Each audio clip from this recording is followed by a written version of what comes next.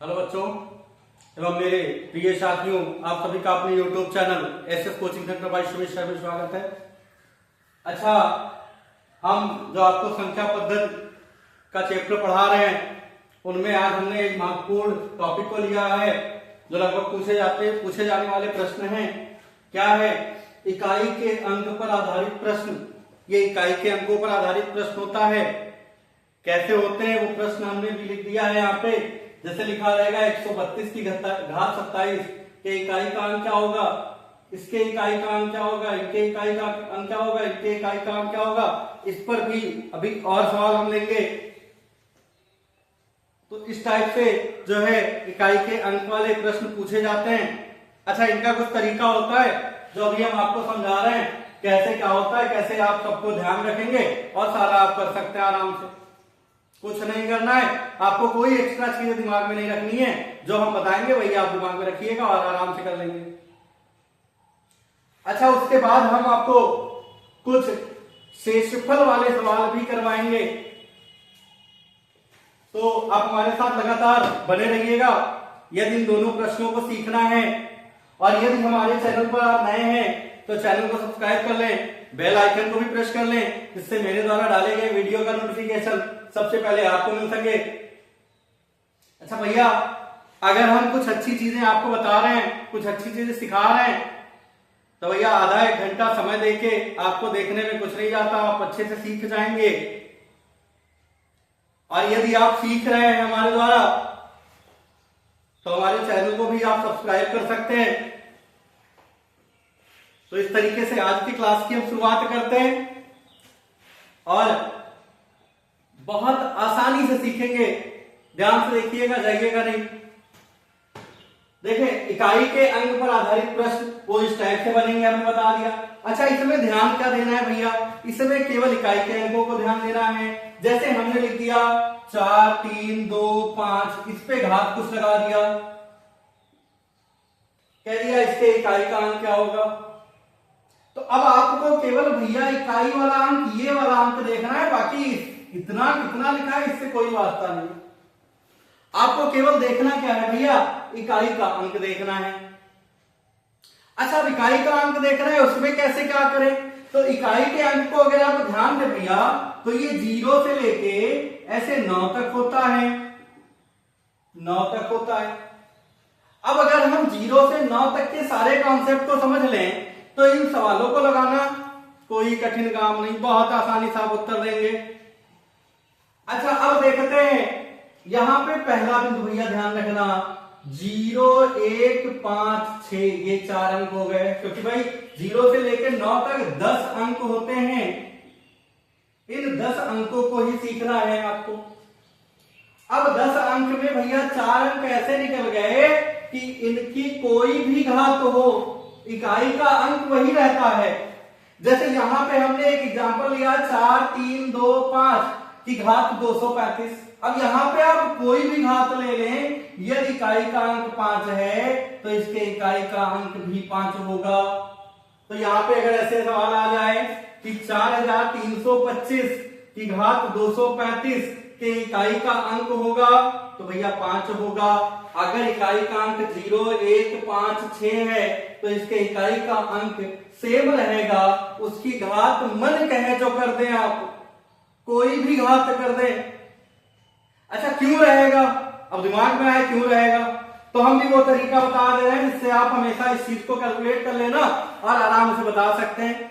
जैसे भैया अगर हम 0 की बात करें, 10 पे घात 2 कर दिए तो 10 धार्मिक 100, फिर इस पे घात कर दिए, फिर 100 का 10,000 हो गया।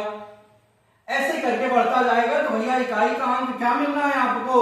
0 ही मिलना है। मन कहे जितनी घात करते चले जाएं आप। अच्छा, एक वाले का भी कॉन्सेप्ट यही है। जैसे हमने मान लो 1 का मन कहे जितना घात करो वो तो 1 ही होता है, लेकिन अगर हम 11 की बात करें भैया तो 11 की घात 2 की है तो 121 हो गया। अब फिर 11 की घात 3 कर दें तो भैया 1331 होता है। फिर अगर 11 से गुणा कराना है इसका, यानी 11 का घात 4 करना है तो एक एक कम 1 होगा। ऐसे जब भी इनका गुणा कराओगे भैया सेम संख्या रिपीट होगी। 0 का चाहे जितनी बार गुणा कराओ, 1 का चाहे जितनी बार गुणा कराओ, 5 को चाहे जितनी बार आप गुणा कराएं, लास्ट में इकाई का अंक 5 ही आना है। आप करके देख सकते हैं। 5 एकम 5 गुणे 2 यानी 5 गुणे 5 यानी 5 की घात 2 25, 5 की घात 3 यानी 125, 5 की घात 4 यानी 625, यानी लास्ट में 5 ही आना है। ऐसे अगर 6 पे देखें तो भैया 6 पे घात 1 का मान 6 होता है और 6 पे घात 2 का मान 6 पे घात 2 का मान भैया 36, 6 पे घात 3 का मान भैया 216। अब 6 पे घात 4 करना है, 6 पे घात 4 करना है तो 6 पे घात 3 गुणे 6 पे घात 1 यानी 216 गुणे 6, फिर 6 हम 36, लास्ट में तो 6 ही आना है। तो ऐसे आप 6 का चाहे जितनी बार गुणा कराते रहे 6 से, हमेशा भैया अंत में 6 ही आएगा। तो 0 1 5 6 की कोई भी घात हो, इकाई का अंक वही रहता है। अच्छा अब बात आ गई भैया 4 का। अगर 4 की बात करें तो 4 पे घात भैया अगर सम संख्या लिखा है तो उस पे इकाई का अंक हमेशा 6 होगा। 4 पे घात विषम संख्या लिखी है तो वहां पे इकाई का अंक हमेशा 4 होगा। अच्छा देखते हैं इनके भी समझते हैं क्या है। अच्छा 4 पे घात अगर विषम संख्या भैया कहा तो 4 पे घात 1 भी तो विषम संख्या है, ठीक है। 4 पे घात 1, 4 पे घात 3, 4 पे घात 5, ये सब विषम संख्या है। अच्छा 4 पे घात 2, 4 पे घात 4, ये सब सम संख्या है। 4 पे घात 6 ऐसे। अच्छा अब यहाँ पे 4 पे घात 1 का मान 4 होगा। 4 को 3 बार गुणा कराओ भैया, 4 चौक 16, 16 चौका 64, 64 होगा। और फिर इनका 4 से गुणा कराएंगे तो यहाँ पे एक चीज देखें आप, 4 पे घात 1 4, 4 पे घात 2 4 चौक 16, 4 पे घात 3 16 चौका 64, 4 पे घात 4 तो 4 चौक 16 86, 4 छक 24 1 25, फिर 4 पे घात 5 यानी फिर इनका 4 से गुणा करा दोगे। 4 छक 24 के 4 असलें 2 4 5 20 तो 22, 4 दूनी 8 और 2 10, 1024 ऐसे करके आता जाएगा भैया। तो अब यहाँ पे आप क्या देख रहे हैं, 1 है 3 है 5 है, देखिए इकाई का अंक 4 है और 2 और 4 सम संख्या है तो यहाँ पे इकाई का अंक 6 है। फिर अगला जब 4 से गुणा कराओगे तो 4 चौक 16 भैया 6 आना निश्चित है। तो इस तरीके से आप देख रहे हैं अगर 4 पे घात भैया सम संख्या है तो उसका मान हमेशा इकाई का अंक क्या होता है भैया 6 आता है, और 4 पे घात विषम संख्या है तो उसके इकाई का अंक हमेशा 4 आता है। अब आपके 5 अंक क्लियर हो गए। हम यहाँ पे लिख दे रहे हैं कौन कौन सा अंक क्लियर हुआ, 0 1 5 6 और 4। अच्छा अब 2 3 7 8 के लिए थोड़ा सा अलग नियम है, उसे थोड़ा सा आपको ध्यान रखना होगा। और एक चीज जो हम समझा रहे हैं वो आपको ध्यान से समझना होगा, केवल समझना है। वो तो हमने लिख दिया यहाँ पे क्या रिपीट हो रहा है, लेकिन आपको केवल भैया समझना है 2 पे घात 1, 2 पे घात 2, 2 पे घात 3, 2 पे घात 4, 2 पे घात 5 और 2 पे घात 6 ऐसे करके आप लिख सकते हैं। ऐसे 3 पे घात 1, 3 पे घात 2, 3 पे घात 3, 3 पे घात 4, 3 पे घात 5, 3 पे घात 6 ऐसे लिख सकते हैं। अच्छा 2 पे घात 1 का मान भैया 2 होगा क्योंकि 2 को एक ही बार गुणा कराना है।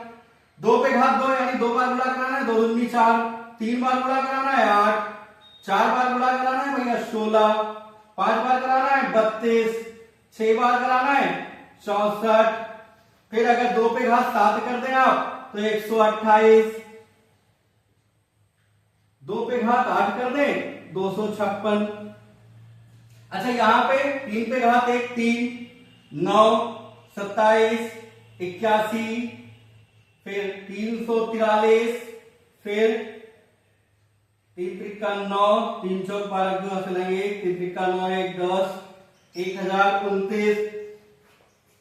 अच्छा अब यहाँ पे आप देखें भैया तो यहाँ पे इकाई का अंक क्या है, 3 है 7 9 है 7 है 1, 3 है 9 है 7 है 1 है।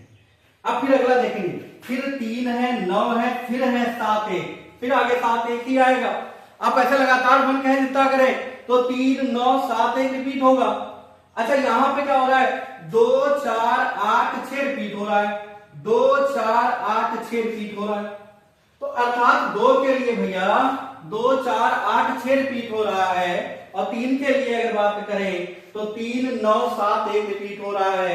ऐसे 7 की बात करेंगे भैया तो 7 9 3 1 आएगा। 8 के लिए बात करेंगे ऐसे ऐसे ही घात लिख लीजिएगा, 7 पे घात 1, 7 पे घात 2, 7 पे घात 3, 7 पे घात 4, ऐसे करके आप कैलकुलेटर से गुणा करके चेक कर लें और गुणा कर करके लिखते रहें कि इकाई का अंक क्या आता है। तो आपको क्या करना है, अब हम बता दें आपको करना क्या है भाई। अगर ये आपको नहीं याद है तो फिर क्या करेंगे, तो आपको केवल 4 अंकों तक लिखना है, घात 1 घात 2 घात 3 घात 4। तो देखो 2 का लिख लिया, 3 का लिख लिया, 7 का भी लिख लें, 7 पे घात 1, 7 पे घात 2, 7 पे घात 3, 7 पे घात 4। ऐसे 8 का भी लिख लें, 8 पे घात 2, 8 पे घात 3 और 8 पे घात 4। अगर 7 पे घात 1 की बात करें भैया तो होगा 7 और ये होगा 49, ये होगा 343, नहीं सॉरी 343 नहीं,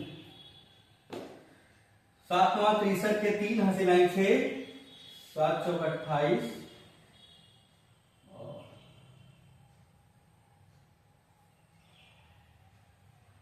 7 9 63 हसीनाएं 6,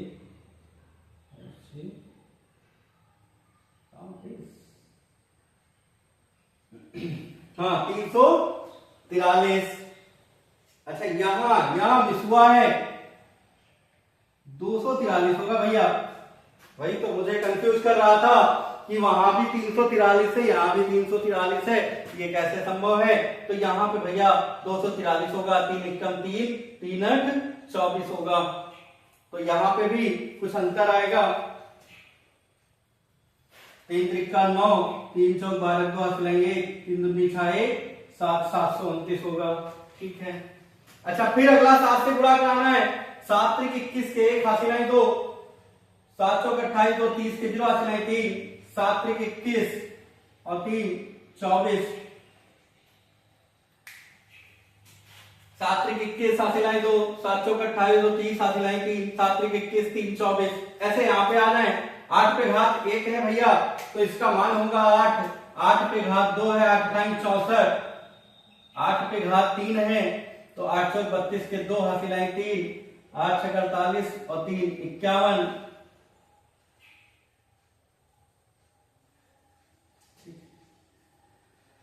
और 8 पे घात 4 है, 8 दूनी 16 1, 8 एकम 8 1 9, 8 पंचे 40। इस तरीके से अब यहाँ पे आप देखें तो इसमें किसकी पुनरावृत्ति हो रही है, 7 9 3 1 की। तो 7 9 3 1 लिखा है, यहाँ पे किसकी पुनरावृत्ति है 8 4 2 6, 8 4 2 6। इस तरीके से यहाँ पे जो इकाई के अंक की पुनरावृत्ति है वो 4 4 पे भैया हो रहा है, 4 4 अंकों के बाद इनकी पुनरावृत्ति हो रही है। अच्छा अब हमने जो कहा था कि भाई इकाई का अंक 2 3 7 8 के लिए कैसे ध्यान रखें, तो आपको क्या करना है, केवल 4 घात 4 तक ऐसे लिख लेना है, जिनकी आवश्यकता हो उनको। 8 की आवश्यकता है 8 को, 3 की आवश्यकता है 3 को, 2 की आवश्यकता है 2 को, 7 की आवश्यकता है 7 को। जिसकी आवश्यकता हो आप घात 4 तक लिख लें। अच्छा लिखने के बाद आप ये देखें कि घात 1 पे कितना आ रहा है, 2 पे कितना आ रहा है, 3 पे कितना आ रहा है, 4 पे कितना आ रहा है। अभी सवाल लेके इनका समझाते हैं, बहुत अच्छे समझ में आ जाएगा। अच्छा अब यहाँ पे क्या कोई अंक बचा, 2 3 7 8। अच्छा एक अंक बच गया भैया 9, क्या बच गया 9। अगर 9 की बात करें भैया तो 9 पे घात यदि विषम संख्या है, 9 पे घात अगर विषम संख्या है तो क्या आना है, और 9 पे घात यदि सम संख्या हो जाए भैया तो क्या आना है। तो यहां पे देखेंगे 9 पे घात अगर 1 करते हैं तो ये विषम संख्या है 9 होगा, और 9 पे घात 2 करते हैं 9 9 81 होगा। अब फिर 9 के घात 3 करते हैं तो फिर ये 9 आ जाएगा, यानी 9 पे घात 1 विषम संख्या होने पर 1 आएगा, सम संख्या होने पर विषम संख्या होने पर 9 आएगा, 9 आएगा और सम संख्या होने पर भैया 1 आएगा। अब आप बताइए क्या कोई चीजें याद करने वाली है? नहीं, उत्तर होगा नहीं। आपको करना क्या है, इकाई का अंक जो दिया है उसे आप रिपीट गुणा करें। जैसे मान लीजिए इकाई का अंक 4 है तो 4 का आप गुणा कराएं, 4 4 एकम 4, 4 चौक 16, 16 चौका 64।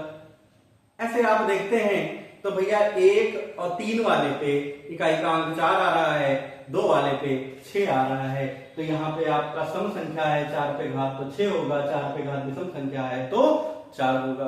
अच्छा मान लीजिए आ गया 6 के लिए इकाई का अंक 6 लिखा है, जैसे एग्जांपल के लिए ये इस पे घात कुछ भी दिया हो तो भैया 6 है तो 6 का गुणा कराओ, 6 की घात 1 यानी 6, 6 पे घात 2 यानी 36, 6 पे घात 3 यानी 216।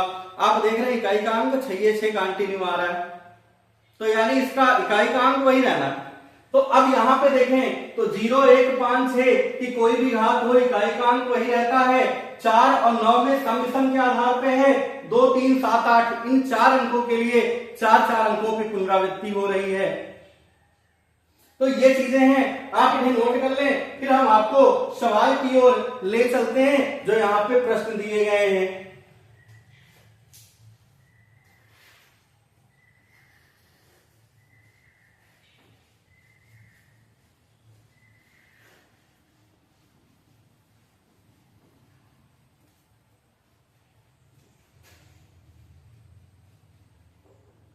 अच्छा अब देखते हैं पहले क्वेश्चन को। भैया लिखा है 132 की घात 27। अच्छा अगर इकाई का अंक ऐसा आ जाए जिनमें 4 अंकों पे पुनरावृत्ति हो रहा था, जैसे 2 आ जाए, 3 आ जाए, 7 आ जाए, 8 आ जाए, 2 3 7 8 अगर ऐसा आ जाए तो जो घात है भैया उन्हें आप भाग करेंगे 4 से। किससे भाग करेंगे? 4 से। अब 4 से जब भाग करेंगे तो शेष कितना आता है? तो भैया उत्तर होगा शेषफल 3 आता है। 4 से जब भाग करते हैं, जैसे 4 से 27 को भाग किए, 4 छक 24, तो भैया शेष कितना आ गया? 3 आ गया, तो शेषफल 3 आ गया, तो भैया तीसरे अंक वाला होगा। यानी 2 पे घात 3 करें तो मान कितना होगा? आप उंगली पे काउंट कर लें, 2 पे घात 1 का मान 2, 2 पे घात 2 का मान 4, 2 पे घात 3 का मतलब 8। यानी इकाई का अंक कितना होगा भैया? इसमें इकाई का अंक 8 होगा। बताइए समझ में आ गया ना? बिल्कुल आया होगा। अगर दिक्कत होगी तो आप कमेंट बॉक्स में बताइएगा, मैं कुछ दूसरे तरीके से भी आपको समझाऊंगा। अच्छा अब बात करते हैं दूसरे वाले प्रश्न की। इस टाइप का प्रश्न भैया ये तो बहुत आसान है, 2 4 6 लिखा है, ठीक है, कुछ भी लिखा हो, 2 4 6। तो अब यहां पे इकाई का अंक भैया कितना है? तो उत्तर होगा 4 है। अब 4 है या 9 है तो आपको केवल सम विषम देखना है। तो भैया यहाँ पे क्या होगा? 434 की घात सम संख्या। तो सम संख्या होने पर भैया इकाई का अंक क्या होता है? तो आप इंग्लिश काउंट कर लें, 4 पे घात 1 है तो 4 होगा, 4 पे घात 2 है तो 4 चौक 16 होगा। और 16 का अर्थ भैया होता है इकाई का अंक कितना? 6। तो इसके इकाई का अंक क्या होगा? इसके इकाई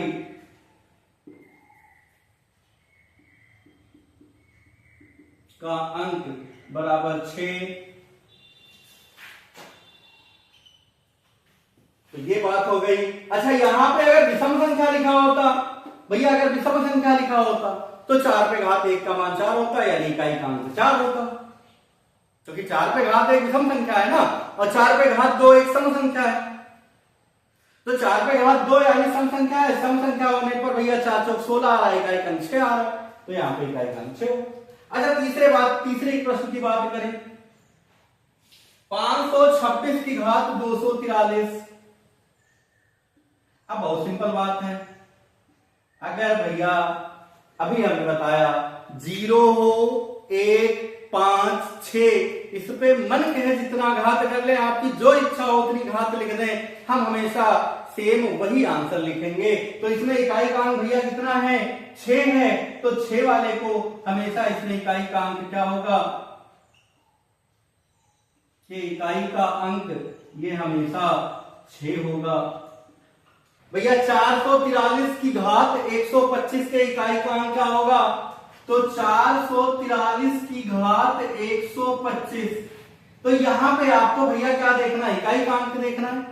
अच्छा इकाई का अंक 3 है, तो चूंकि 2, 3, 7, 8 इन सब में 4-4 अंकों पे पुनरावृत्ति होती है, तो 125 को भैया भाग कर दोगे 4 से, तो शेषफल कितना आएगा। अब अगर 4 से 125 को भाग करें, 4 भाग 125, 4 3 12 होगा, 4 एकम 4 होगा, एक शेष आ गया, तो शेषफल कितना आया भैया, 1 आया। अब एक शेषफल आया तो कितना होगा, तो 1 आने का अर्थ क्या हो गया कि भैया 3 पे घात 1 आने का मतलब क्या, 3 पे घात 1, तो 3 पे घात 1 का भैया इकाई का अंक कितना होगा, 3 होगा। तो इसके इकाई का अंक बराबर 3, ये आपका आंसर हो गया। अच्छा अब हम एक चीज और यहां पे समझा देते हैं, 1 आया तो भैया 3 पे घात 1 वाला लिया गया, 2 आता तो 3 पे घात 2 यानी 9 होता, 3 आता तो यानी 7 होता। अगर 4 भैया 4 आएगा नहीं, अगर शेषफल 0 आ जाएगा तो भैया घात 4 लेंगे, ये हमेशा ध्यान रखिएगा।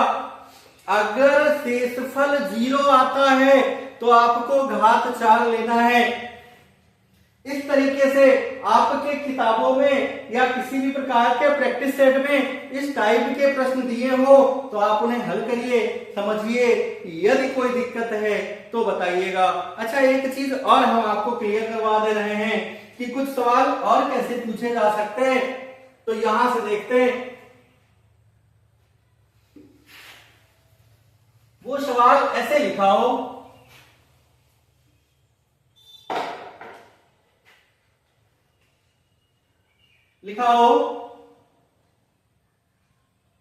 ये दोनों लिखे हो, 132 की घात 27 गुणे 434 की घात 246 के इकाई का अंक क्या होगा। इस टाइप से अगर बन जाए तब क्या करेंगे, तब भी भाई ऐसे ही लगेगा।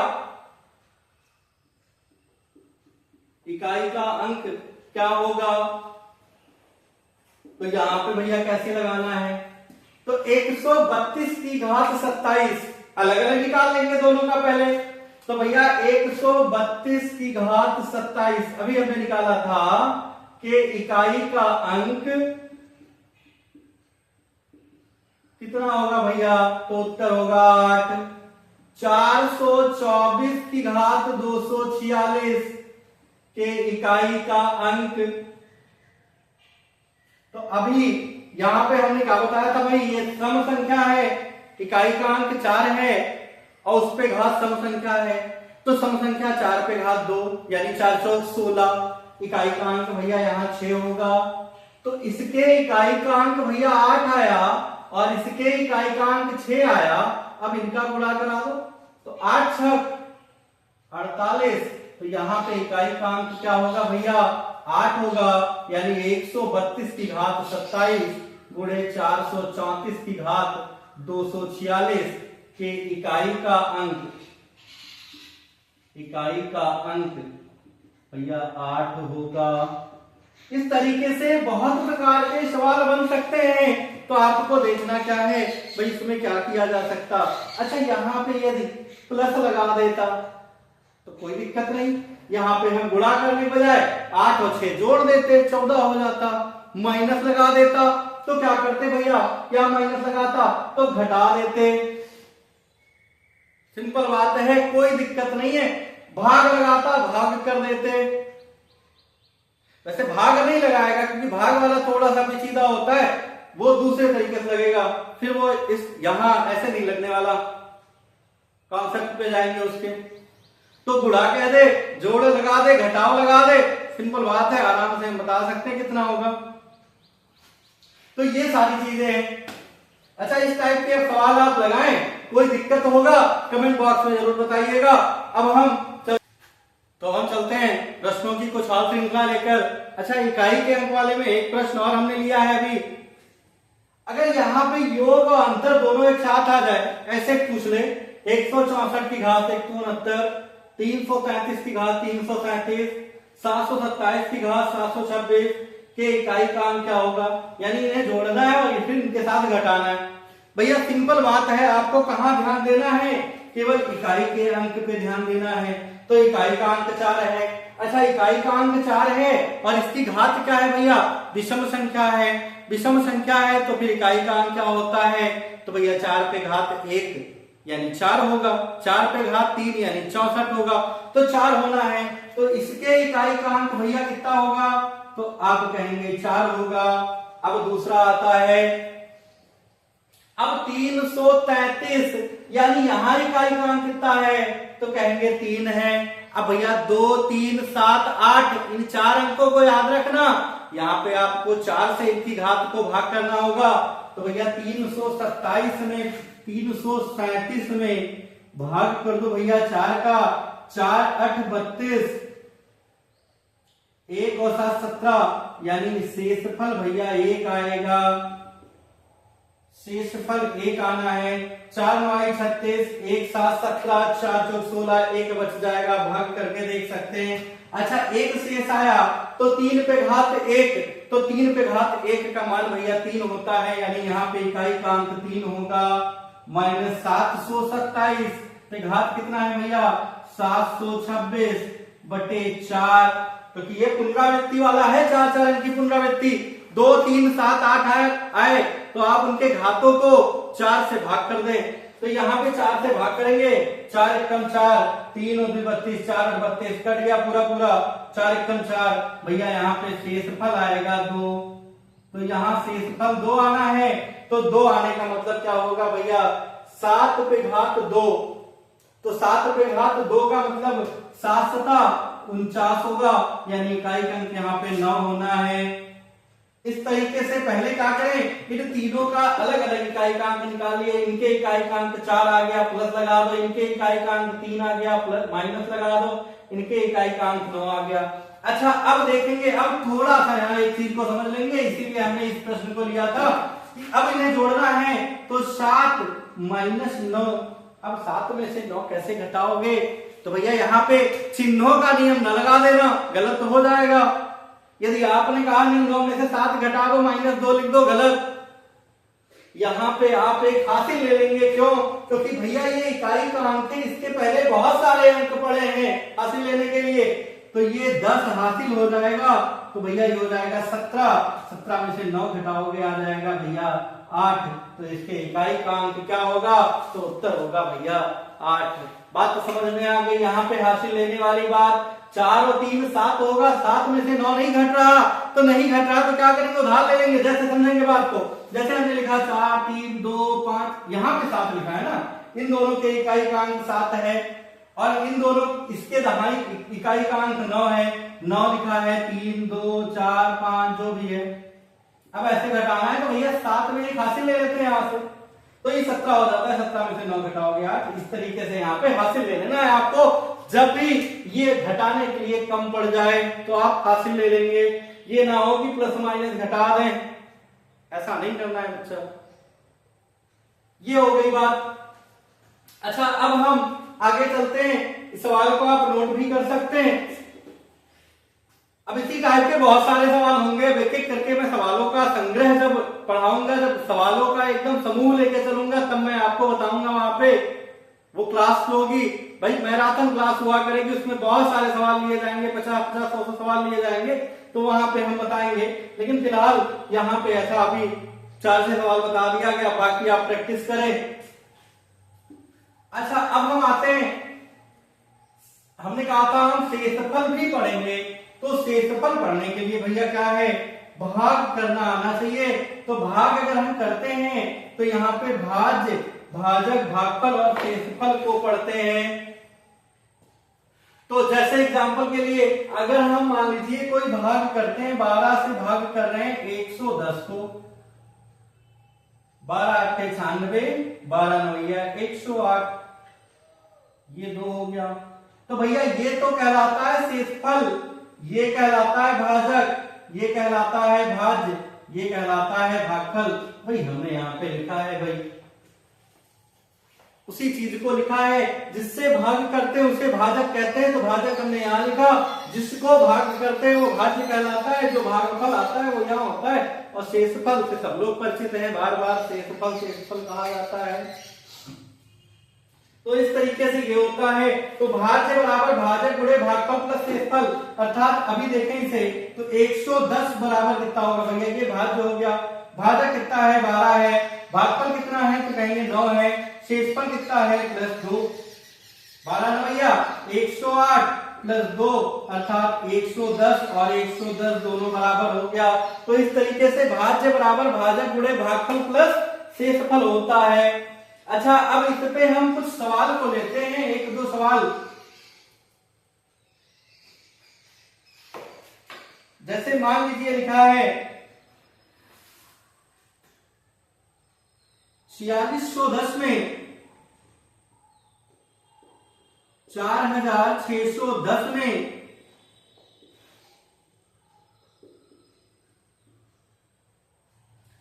किससे भाग करें, किससे भाग करें कि भागफल 184 तथा शेषफल भैया 10 प्राप्त हो। 4610 में किससे भाग करें कि भागफल तो 184 आ जाए परंतु शेषफल 10 प्राप्त हो। अच्छा, अब यहां पे पहला काम तो हम कर ले भैया, लिख लेंगे क्या, भाज्य कितना है, तो भैया भाज्य है 4610, भाजक कितना है, तो क्या कहा प्रश्न में, किससे भाग करें, तो जिससे भाग करना है वही भाजक है, वही हमें ज्ञात करना है। भागफल कितना आ जाए भैया, तो कहेंगे 184 आ जाए, और शेषफल पूछा जाए तो कहेंगे भैया 10 आ जाए, क्योंकि शेषफल 10 का है। तो हम जानते क्या है, भाज्य बराबर भाजक गुणे भागफल प्लस शेषफल होता है। तो अब भाज्य कितना है भैया 4610, भाजक ज्ञात करना है, भागफल कितना है 184, शेषफल है भैया 10, प्लस का 10 इधर आके -10 हो गया, भाजक गुणे 184। अब यहां पे घटाएंगे तो आएगा भैया 4600 बराबर भाजक गुणे 184। अच्छा, अब 184 से गुणा होगा, इधर आके भाग हो जाएगा, तो भाजक कितना होगा भैया, भाजक बराबर 4600 बटे 184। अच्छा, अब 4600 को 184 से भैया भाग कर दो,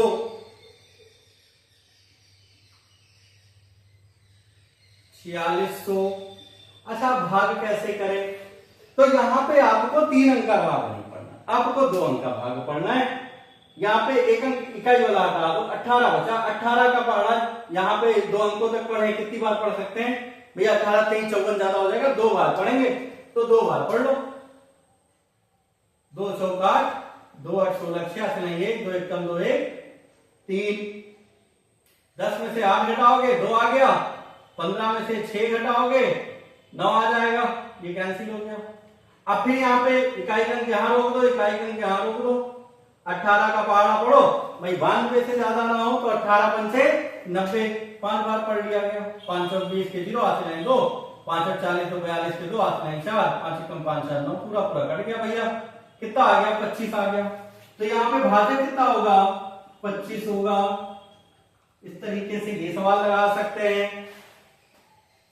तो कोई दिक्कत नहीं है, अगर भाज्य, भाजक, भागफल और शेषफल में से कोई एक गायब है तो आप इसे लगा के वहां से उसका उत्तर बता सकते हैं। अच्छा, इसी में अब हम एक आपको बताते हैं कंडीशन वाले सवाल कि भाई कुछ कंडीशन लगा दे तो कैसे लगाएंगे। यानी वो क्या कर दे, रिलेशन दे दे, आपस में रिलेशन दे दे भाज्य, भाजक, भागफल, शेषफल का, घुमा फिरा के पूछे। एक एग्जांपल लेते हैं,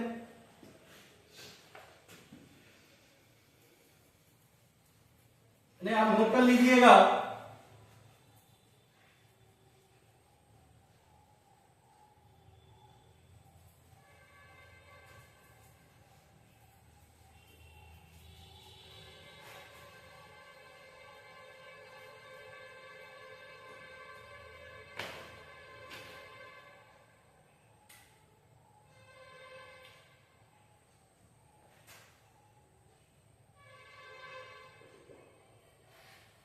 क्या याद है, यदि भाजक भागफल का 5 गुना, यदि भाजक भागफल का 5 गुना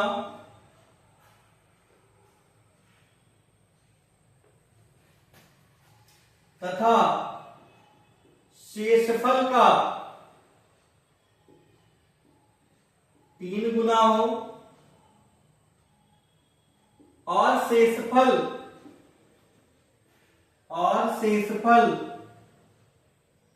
30 हो तो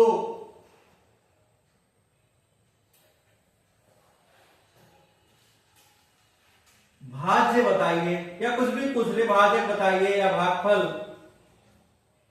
तो भाज्य बताइए, इस टाइप से प्रश्न। यदि भाजक भागफल का 5 गुना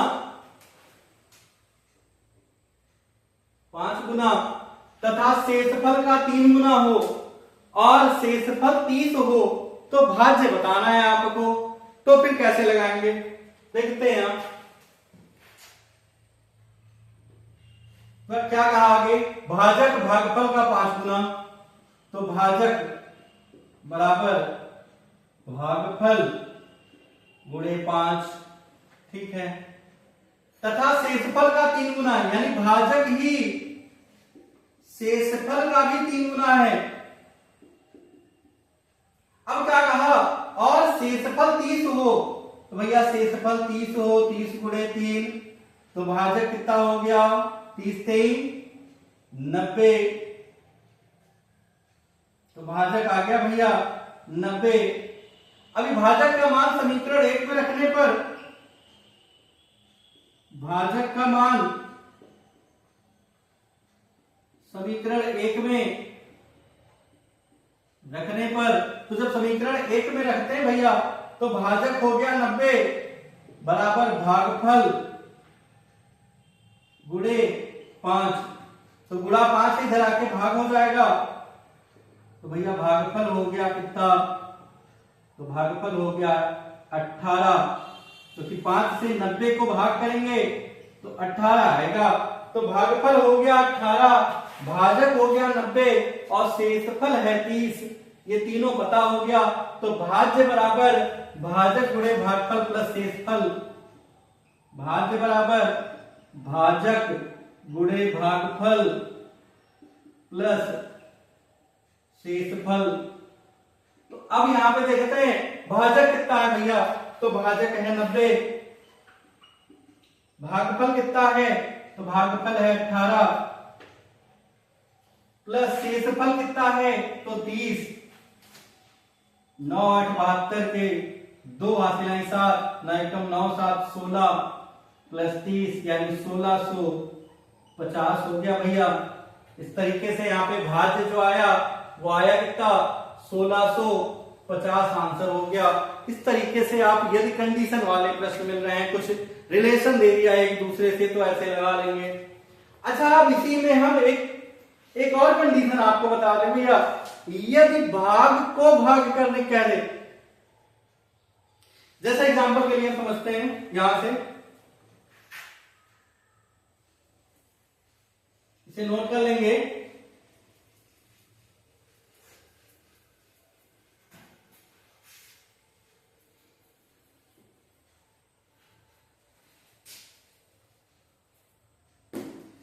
यहां पे हम क्या कहा, जब प्रश्न में 2 बार भाग देने का शर्त हो, क्या कहा, किसी संख्या में 69 से भाग करने पर 35 शेषफल बचता है, यदि उसी संख्या में 23 से भाग दिया जाए तो शेषफल कितना बचेगा।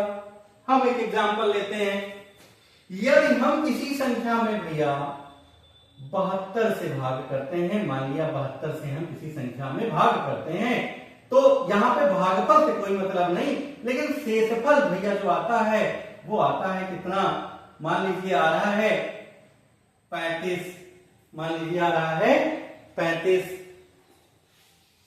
अच्छा, अब क्या कह रहा है कि भैया इसी संख्या को हम यदि 18 से भाग कर दें, यहां जो x वाली संख्या लिखी है, हम इसी संख्या को जब 18 से भाग करते हैं तो शेषफल कितना आएगा, ये क्वेश्चन है।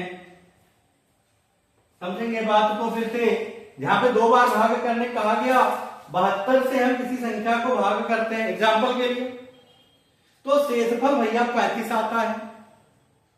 यदि इसी संख्या को हम 72 की बजाय 18 से भाग कर दें तो शेषफल कितना आएगा। अगर इस टाइप का प्रश्न पूछा है तो वहां पे ये चीज ध्यान रखना कि यदि पहला भाजक दूसरे भाजक से पूर्णतः विभाज्य हो, अब भाजक यहां पे क्या कहलाएगा भैया, ये कहलाएगा पहला भाजक, ये कहलाएगा पहला भाजक और ये कहलाएगा दूसरा भाजक। यदि पहला भाजक दूसरे भाजक से पूर्णतः विभाज्य हो तो 18 से 72 पूर्णतः विभाज्य है, ठीक है। विभाज्य हो तो दूसरी स्थिति का शेषफल ज्ञात करना हो तथा दूसरी स्थिति का शेषफल, भैया ये पहली स्थिति हो गई और ये दूसरी स्थिति हो गई, ये पहली स्थिति हो गई और ये दूसरी स्थिति हो गई, सेकंड कंडीशन हो गया। अच्छा, अब पहली स्थिति और दूसरी स्थिति में अगर दूसरी स्थिति का शेषफल ज्ञात करना हो, यहां से देखेंगे तो पहले शेषफल में दूसरे भाजक से भाग करके शेषफल ज्ञात कर लेते हैं। तो जो पहली वाली स्थिति में जो शेषफल आया है उसे किससे, दूसरे भाजक से, यानी यहां पे आपको 18 से 35 को भाग कर देना है भैया। अब जितना शेष आएगा वही आपका आंसर होगा। अच्छा, अब हम यहां पे जो सवाल दिया गया इसे भी ऐसे ही समझ सकते हैं, सेम इसी तरीके से। फिर से एक बार ध्यान दीजिएगा, यदि किसी संख्या से किसी संख्या को भाग करने पर कुछ शेषफल आता है, फिर दूसरी स्थिति में क्या हो जाए, दूसरे भाजक से उसी संख्या को भाग दिया जाए तो शेषफल कितना आएगा। अब हम इस सवाल के फॉर्मेट को समझते हैं। क्या कहा भैया, किसी संख्या में 69 से भाग करने पर, यानी पहला कंडीशन क्या है, किससे, 69 से किसी संख्या यानी x में भाग करने पर शेषफल भैया कितना बचता है, तो उत्तर है 35 बचता है, ठीक है। यदि उसी संख्या में 23 से भाग दिया जाए, अब भैया सेकंड कंडीशन आ गया, अब 23 से हम भाग करेंगे उसी संख्या को अर्थात x को, तो यहाँ शेषफल कितना होगा, बात इतना सा है, सेम यही चीज पूछ रहा है। अच्छा, अब यहाँ पे आपको देखना क्या है भैया कि ये जो दूसरी स्थिति वाला भाजक है इससे पहली स्थिति वाला भाजक पूर्णतः विभाज्य है कि नहीं विभाज्य है। तो भैया 23 से 69 पूर्णतः विभाज्य है, 23 या 69। अब 23 से अगर ये पूर्णतः विभाज्य है तो आपको कुछ नहीं करना भैया, इससे आपको भाग कर देना है किसे, 35 को। अब 23 से 35 को भाग कर देंगे तो आंसर कितना आएगा, 23 भागे 35, तो 23 एकम 23, 12 शेष बच गया। तो यहाँ पे शेषफल कितना होगा भैया, 12 होगा। बस कुछ नहीं करना है। फिर से एक बार ध्यान देखिए, अगर इस टाइप का प्रश्न हो, किसी संख्या में 69 से भाग करने पर शेषफल 35 बचता है, यदि उसी संख्या में 23 से भाग दिया जाए तो शेषफल कितना बचेगा। तो अगर इस टाइप का कहा है तो फिर सिंपल बात क्या करना, दूसरे वाले भाजक से ई वाले शेषफल को भाग कर देना, जितना शेष आएगा वही उत्तर हो जाएगा। अगर ये दूसरा वाला भाजक पहले वाले भाजक को पूर्णतः विभाजित करता है। अब इसका उत्तर देख लेंगे। यदि 72 से किसी संख्या को भाग किया जाता है, शेषफल 35 आता है। यदि उसी संख्या को 18 से भाग दिया जाए तो शेषफल कितना आएगा। तो भैया 18 से 72 पूर्णतः विभाजित है, तो 18 से 35 को भाग कर दो तो भैया शेषफल 17 आ जाएगा। ये भी एक सवाल बन गया। ये भी ऐसे ही लिखा है, किसी संख्या में किससे भैया 72 से भाग करने पर शेषफल 35 बचता है, और यदि उसी संख्या में 18 से भाग दिया जाए तो शेषफल कितना बचेगा। तो इसी टाइप से ये भी सवाल है। तो आपको क्या करना है, दूसरे भाजक से पहले वाले शेषफल को भाग कर देना है, शेषफल आ जाया करेगा। इस तरीके से आप जो भागफल पर शेषफल पर आधारित प्रश्न दिए गए हो उन्हें हल करने का प्रयास करें, और यदि कहीं कोई दिक्कत है तो कमेंट बॉक्स में जरूर बताइएगा। हम उस सवाल को जरूर बताएंगे, उस समस्या का आपका समाधान जरूर करेंगे। तो यदि हमारा वीडियो आपको अच्छा लगा, यदि ये लगा कि नहीं सर का क्लास अच्छा है, सर अच्छा पढ़ाते हैं, तो भैया लाइक शेयर करना ना भूलिएगा। और यदि हमारे चैनल पर नए हैं तो चैनल को भी सब्सक्राइब कर लें, बेल आइकन को भी प्रेस कर लें, जिससे हमारे द्वारा डाले गए वीडियो का नोटिफिकेशन सबसे पहले आपको मिल सके। अब हम मिलेंगे अगले वीडियो में, तब तक के लिए जय हिंद।